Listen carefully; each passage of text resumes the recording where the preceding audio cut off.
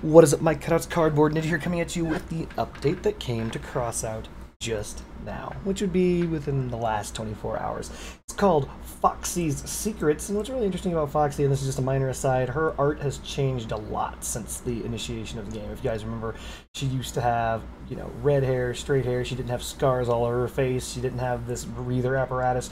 I don't know what's happened to Foxy unless you keep up with the lore, but she is getting effed up. She's going to have to change her name to the artist formerly known as Foxy. What we're going to do is, instead of reading it in order, we're going to go to the parts that you actually care about. The parts have been updated, so we're going to go over that right away. The Ghost has improved physical models, so now you can actually mount wheels under the wheel arches. You'd think that had been something in the game earlier. It's not. They reduced the resistance to melee damage on bumpers. Originally, you guys may recall me saying that it was going from 90% to 70%, which is a 250% increase in damage or some crazy crap like that. I'm sorry, it was 65%.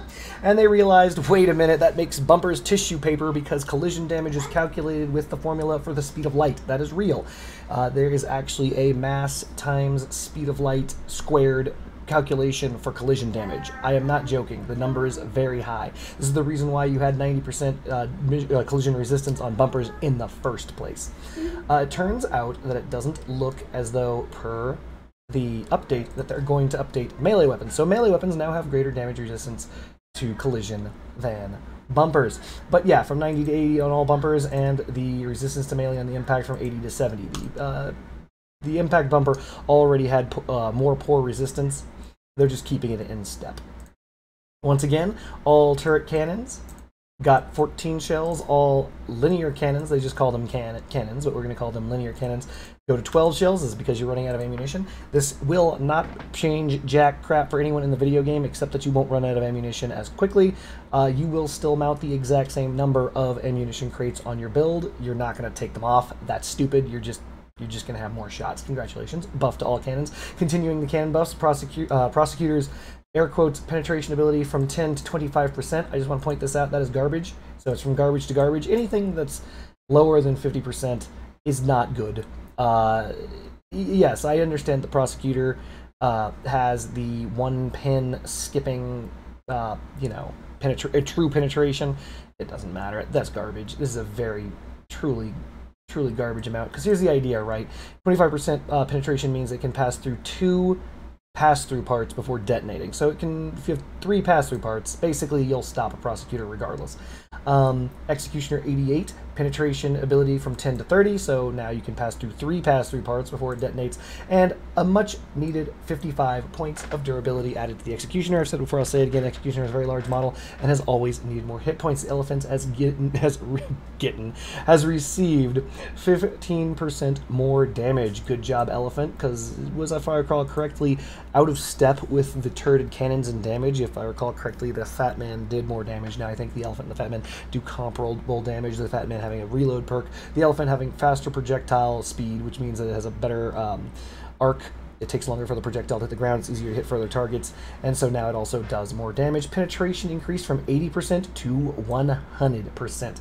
That's right, HUNNID, 100%. It means that the Elephant is actually a very good gun now. I mean, it was good before, but now it's better. So this simply means that it's using pre-patch penetration or damage overflow calculations. So it's a good gun now. It was good before, but now it's a lot better. BC-17 Tsunami and CC-18 Typhoon. 9% more blast. Yay. Hey, the penetration ability is up to 75% of what it was when they actually came through. So, a bit of history. The reason why I say when they came through, the Tsunami was actually the very first cannon in the entire game to have the penetration mechanics, somewhere in the neighborhood of a year ago. And then 6 months later, the CC-18 Typhoon followed, and then followed with the Mastodon and the Mammoth and so on and so forth. And those followed the 7-pin rule of penetration, but with 100% air quotes damage overflow penetration. So when they changed the system and gave everyone the perks, they actually nerfed the Tsunami and the Typhoon, either accidentally or intentionally, when they gave them 65% air quotes penetration, aka damage overflow. So the Tsunami and the Typhoon actually lost a lot of penetration. They're moving it back up to what it was for about a year for the Tsunami and 6 months for the Typhoon. This number should be 100% if they actually wanted it to work like it did before they nerfed it and released this stupid damage overflow mechanic, aka penetration. Don't worry, I have videos coming for that. Mammoth. The massive buff came through 23% increased base damage. That's amazing. And cannonage damage is down from a bonus 20% down to bonus 10% for each subsequent shot. So, how big of a buff is this? Well, you're going to say it's 23% cardboard ninja, but no, okay, let me demonstrate. If you were using the Mammoth before now, if you shoot someone, you would do 100% damage to them. And then your next shot would get plus 20% damage. So the amount of damage you deal after your next shot would be 220% damage. This says your first shot is 120% damage, your next shot is 130% damage, which is an additional, which would mean that your total damage is 250 something plus percent damage. So basically, obviously, you're doing more damage. You're just doing straight up flat ass, dead ass more damage. And in addition to that, it means that even unperked, even just flat shots, you get a 23% damage bonus. With the other weapon, if you fired, hit, fired, missed, fired, hit, all 3 shots would have done base damage, which would have been 100% damage. In this instance, if you did the exact same pattern, you're going to do 123% plus 123%. Long story short, it's a huge buff to the Mammoth. So if you enjoy the Mammoth, you're going to enjoy it more now. I cannot believe this, but the Crickets buff came through. Rate of fire increased by 28%. Oh my goodness. Cricket hovers are back. They're back. They're back. Yeah, they're back. They're back. Holy shit. That means with at it land, there's a 38% increase to your rate of fire in crickets. Ooh, it's going to be a bad day. So, barrier nerfed. It now takes 1 second longer for your barrier to activate, and the cooldown has been increased by 5 seconds. Once again, all of this is because all of those fused barriers in the game that have faster activation time and cooldown on them at the same time. So this is the problem with those stupid events that give away so many of those fused items. Synthesis. Penetration from 10 to 30%, damage increased by 10%. So in case you're wondering, the damage of the Synthesis pre-patch was 15, which means the damage increases now makes that. It was 15 per bullet, 75 per burst. That means that it has been increased by 10%, so 75 per burst is changed to 82.5, something like that per burst, and each individual shot went from 15 to 16.5 damage per shot. The penetration value has increased from 10 to 30, so now it no longer gets stopped dead by structural parts like the gun mount. That's it. That's all this really means. This penetration is effectively nothing. Because again, 30%, 1/3 of 17 is a number fucking so small I'm not going to do the math for you right here offhand. It's nothing. Basically, each of the balls gets consumed by whatever it hits, unless it's a pass-through part, in which case it will actually start passing through. Same thing with the Prometheus 5 and the Helios, which gained 12% additional damage. Well done, Helios. AC-80 Stillwind, they cut the damage by 10%. That is the damage after its 2 damage buffs from its original release, which actually cuts its damage very, very, very, very close to when the gun was originally released. Once again, though, the Stillwind is just a weapon that is being propped up by the Catalina Cabin. Cyclone, they changed it. Originally, they were going to give it a 5% damage buff, and they're like, I don't know, Cyclone, here's some more hit points and 5% damage. No, fuck that. That's right, we're using curse words. Instead, they've increased the initial fire rate by 25%. So now, when you start firing your Cyclones, they just have a higher rate of fire. The maximum fire rate was increased by 14%. So when fully spooled up, it's actually fired 14% faster. The downside is the time it takes to reach the maximum rate of fire has increased from 3 to 4 seconds of continuous fire. Durability has also been increased from 661 to 714. This is actually a really good buff for the Cyclone. Cyclone wasn't exactly hurting in my opinion, but these are solid buffs. You basically someone said, hey, we need more DACA, and so the answer was that they unleashed the DACA. Cyclone fires faster. I hope you guys enjoy. If you are Cyclone players, this is going to help you out. By the way, for those of us who are attempting to do the math, you're like, wait a minute, but we used to reach full fire rate at like 3 seconds. The maximum fire rate was increased by 14%, and that's where that percentage goes with that last second. You will be firing faster at all times. Period, including when you reach the 3-second mark and when you reach the 4-second mark. because you start at 25% faster fire rate as well. So that's a huge buff. Nerfs to fire. Draco Firebug, they received their 6 and 8% damage nerfs. The cap can got its nerf. Takes longer for that cap can to activate from 1 to 2 seconds, so you can't just run in and root people to the ground immediately. They have an additional second to say, oh shit, and then get rooted to the ground. So it's still going to work just fine, but you get it. Aspect. The same buff the Mammoth got, as spoken about earlier. People in the comment section below were like, whoa, whoa, whoa, wait a minute, Aspect sucks, 23% Garbo, blah, but they don't seem to understand damage of machine gun, so I'll explain it to you right now. The Punisher, which everyone in this game knows is a phenomenal relic, does 12 points of damage per shot. 1, 2, 12. The Aspect post-buff does 11.6. What this means is after one bullet, just one bullet you shoot out of the Aspect, you do more damage per shot with the Aspect than the Punisher before the Punisher's perk kicks in and slaps the dick off of whoever you're fighting. But assuming assuming that you can hit someone 40 times in a row with the Aspect, your damage actually will be very comparable to the contemporary weapons now. The contemporary being the No-Thung and the Punisher. Aspect actually, huge buff. You know what? If you guys have Aspects, if there's Aspect mains in the chat, feel free to let us know how this buff hits you. If it hits different, tell me. Like, I actually want to know. That's a lot of damage, in my opinion. If you don't believe it's a lot of damage, that's fine. But I mean, that doing more damage than the relic above it feels like great damage. Pulsar, now 30% more damage to modules. That's wheels, that's tracks, obviously hovers. You get it, movement parts. That's going to be their weapons. That's, I believe, the cabins might count as modules, but I actually don't think it does. But that also includes ammo crates. That includes anything that explodes on their build. So Pulsar is now one of those crit-seeking weapons trying to pop you for your life. Good on you, Pulsar. I hope to see more Pulsars in play. Parser, nerf, less durability. Get it out of here. We're tired of you having this super gun. Lose 30 points of durability. Once again, that's actually a pretty large nerf. And then the Scorpion, of course, they kept every single thing that they said that they were going to do. The faster you move, the shittier the gun is, and your reloading time is increased by 10% for 0.5 seconds, and the damage reduction is, as the shot penetrates parts, is now 6% higher. What it means is you lose 6% more damage on the second, third, fourth, fifth, etc. part hit. And considering that the Scorpion can hit a myriad of parts, that's actually maths up to a lot of damage off. But the reason for this is obvious, because the Scorpion is extraordinarily potent and dominant at this point in time.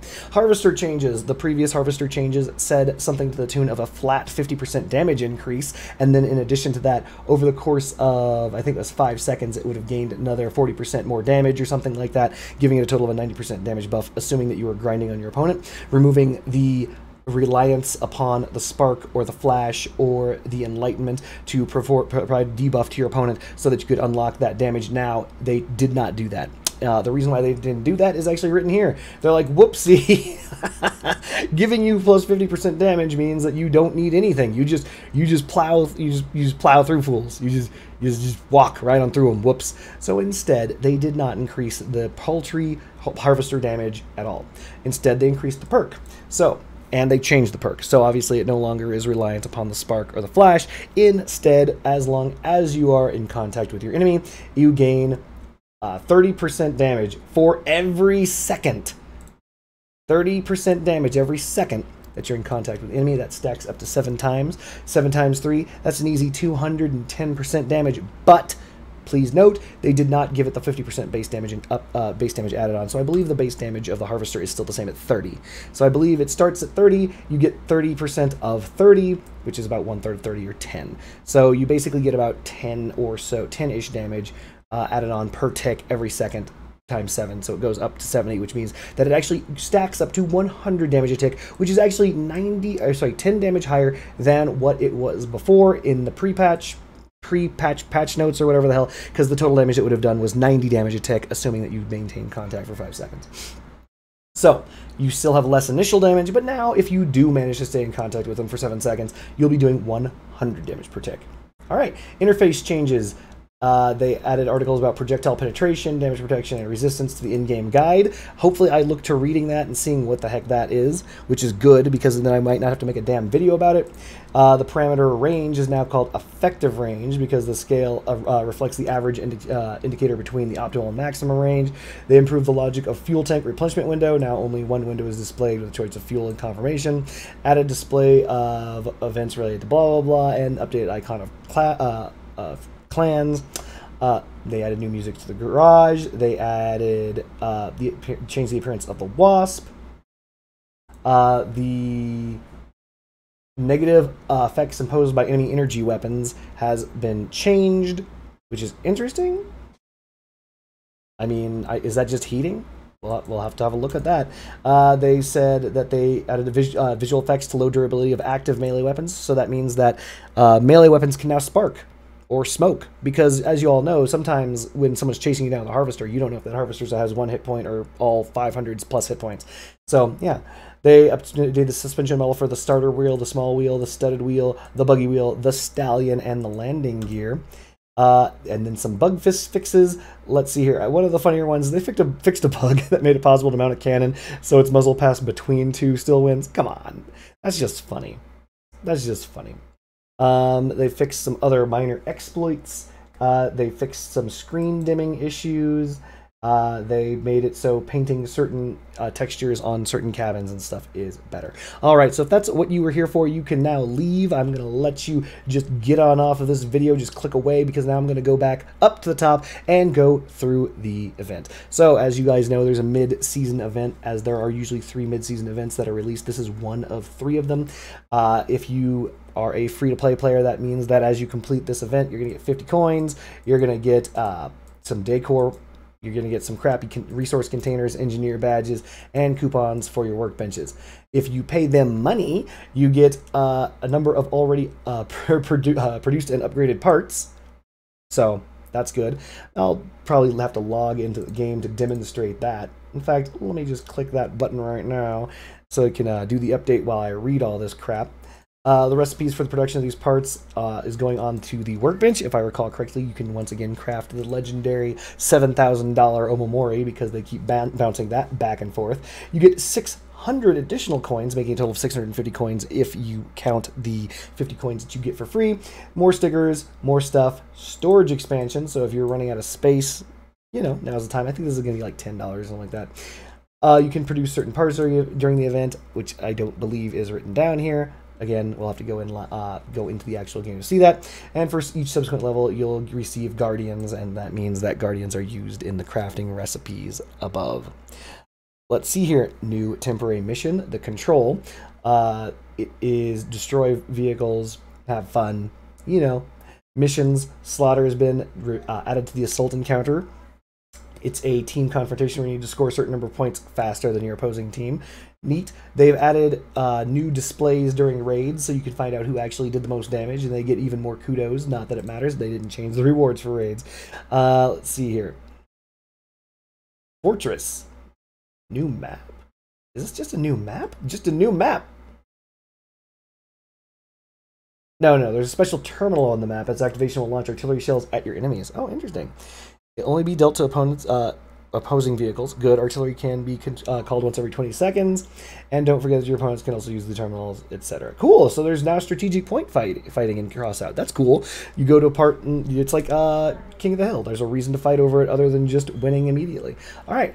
Well then, that is that. Though what I'm going to do is I'm going to log into Crossout. We're going to take a look at this battle pass, or at least this pass right here, the Foxys Secrets update pass. Let's see this game load so that we can get in there so I can show you that, because I don't want to bother doing this with a cut in the video. Come on, load faster. Load faster. All right, I'll just regale you guys with a story.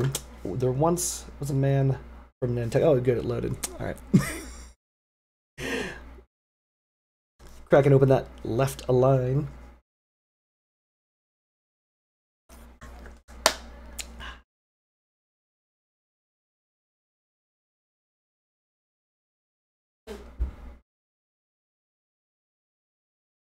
Loading into the game as slow as we please. My Leviathan did not do well this time. Whatever. None of that matters. What we're going to do is go to Foxy's Secrets, which should be here. The rewards are, it looks like if you pay, you're going to crank out some Guardians, because again, as we mentioned, it's going to be the free good. It looks as though there's a durability time to overheat and projectile speed threshers. I believe these are different than the previous fused threshers, but they have the all important projectile speed. Let me check. Previous threshers were mass overheat and projectile speed, so they are different. Continuing on, they actually might be better, believe it or not. If you don't care about mass, that 10% durability is, of course, really, really good. Wolf's Howl, so expect that paint to go down in value. You can craft a trombone. You can, obviously, you're going to get another one. You can actually craft threshers. To be honest, if you guys have seen my weapon tier net list, you know threshers are okay, but they're not that good. So I'm not necessarily saying you should go and just grab those. Griffins, expect those to go down in price. Griffin is still a phenomenal cabin. So if you're worried, oh my goodness, Vindicators, it has been a while. It has been a while since the Vindicator has been available for production. So that becomes available. It looks as though more strategic crates, more Vindicator crafting. Oh man, more people are going to have the Hangman. Neat. Fair enough. And of course, the Omamori, because, you know, we know it's coming. So let's take a look at what actually can be created. So Omamori, which will require threshers and trombones, but it is fused for 10% additional durability. This is important because it means you can't sell it. JK, if I recall correctly, they said that in the engineer faction, I believe you can downgrade your items, but I don't know where that is, but I believe you can downgrade your items. So if you want to, you can in a very roundabout way, make an Omamori, downgrade it. Oh, there it is. Yeah, to downgrade. So you can literally craft the Omamoris using threshers and trombones, fused threshers and fused trombones. My apologies. Specifically fused in this very specific way, meaning only from this pass. And then you can downgrade them into a regular Omamori, and then you can upgrade them into money. If I recall correctly, at the market, the Omamori is now down to 6,000. Yeah, the price is going to start dropping. You know how it is. There it is. It was 7,500. People they saw the light. They saw the money light. They're like, oh no, it's going to be up there forever. No, it's not. It's coming right down. So for those of us who have ridden the market before, I'll just explain this to you. Whatever you do, if you're trying to make money off of this, don't sell it at 5K.